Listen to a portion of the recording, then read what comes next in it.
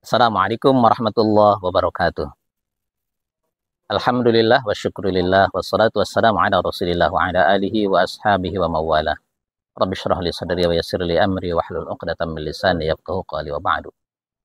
Sahabat yang saya cintai karena Allah Subhanahu wa taala, setidaknya sehari 17 kali kita memohon kepada Allah dengan permohonan yang wajib dipanjatkan di dalam surat Al-Fatihah dengan redaksi doa ihdinas siratal mustaqim, yang artinya, ya Allah, tunjukkan kami ke jalan yang lurus.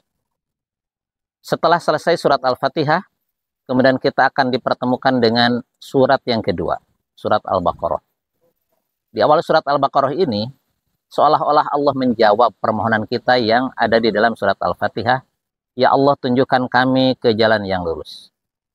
Mana jawaban Allah Subhanahu wa ta'ala? Dzalikal kitabu la raiba fihi hudal lil muttaqin. Kalau kamu ingin ditunjukkan ke jalan yang lurus, inilah hudan lil muttaqin, petunjuk bagi orang-orang yang takwa, yakni adalah Al-Qur'an. Dzalikal kitab. Jadi Al-Qur'an itu adalah merupakan jawaban dari Allah Subhanahu wa taala. Dan di dalam bulan Ramadan ini Allah Subhanahu wa taala turunkan Al-Qur'an. Firman Allah Subhanahu wa taala, a'udzubillahi minasyaitonir rajim. Syahrul Ramadan alladzi unzila fihi al-Qur'an hudal lin-nasi wa bayyinatin minal huda wal furqan. Jadi Ramadan adalah bulan jawaban. Bulan jawaban bagi manusia secara keseluruhan, yang dimana sebelum diturunkan Al-Qur'anul Karim, manusia ada di dalam kesesatan, butuh petunjuk. Allah turunkan petunjuk tersebut di bulan Ramadan.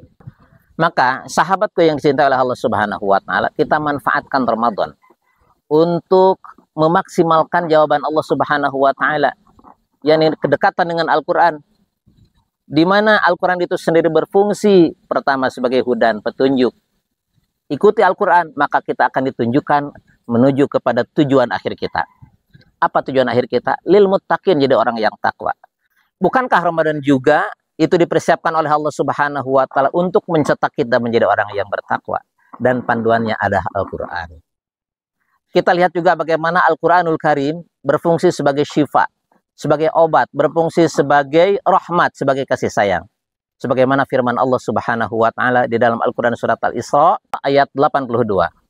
A'udzubillahi minasyaitonir rajim, wa nunazzilu minal Qur'ani ma huwa syifaa'un wa rahmatul lil mu'minin wa la yazidudz zalimina illa khasara. Dan kami turunkan dari Al-Qur'an ma huwa syifa', apa-apa yang menjadi obat, warahmatun, dan menjadi rahmat lil mu'minin, bagi orang-orang yang beriman. Banyak fungsi Al-Qur'an selain yang disebutkan tadi, sebagai petunjuk, sebagai obat, sebagai kasih sayang dari Allah Subhanahu wa taala. Yang penting bagaimana kita bisa memanfaatkan Al-Qur'an agar Al-Qur'an menjadi petunjuk. Bagaimana Al-Qur'an agar jadi petunjuk? Tentunya juga tidak cukup hanya menjadikan Al-Qur'an sebagai bahan pajangan saja. Kita akan sampai ke tujuan apabila kita ikuti panduan Al-Qur'an. Bagaimana kita bisa sampai ke tujuan apabila petunjuk Al-Qur'an tidak kita ikuti?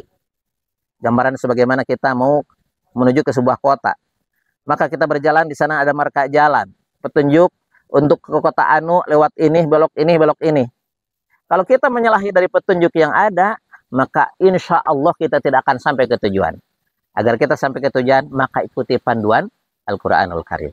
Ya, mudah-mudahan di bulan Ramadan ini kita semuanya bisa memaksimalkan kedekatan dengan Al-Qur'an, kedekatan dengan membacanya, kedekatan dengan mentadabburinya, ya, kedekatan dengan mengamalkannya di dalam kehidupan sehari-hari, sehingga Al-Qur'anul Karim yang diturunkan kepada Nabi Muhammad SAW kemudian menjadi petunjuk bagi manusia secara keseluruhan, itu juga turun kepada kita, menjadi bagian dari diri kita, sehingga kita benar-benar menjadi pewaris Rasulullah SAW.